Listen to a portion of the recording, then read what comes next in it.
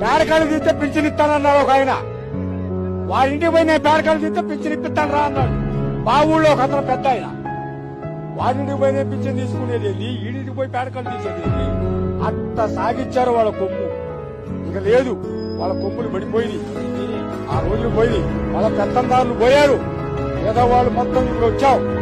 పేదవాళ్ళు ఒక వర్గం, పెత్తందారులు ఒక వర్గం. పేదవాళ్ళకి పెత్తందారికి పడుతుంది ఇప్పుడు యుద్ధం. యుద్ధం సిద్ధం, ఇక రెడీ రమ్మను. ఎవరైనా సరే సవాల్ ఆంధ్రప్రదేశ్ లో జగన్ పట్టి పొమ్మను. జగన్ మాట ఇచ్చాడు అనంటే తగ్గేదే లేదు అని కూడా ఈ సందర్భంగా చెప్తా ఉన్నాను.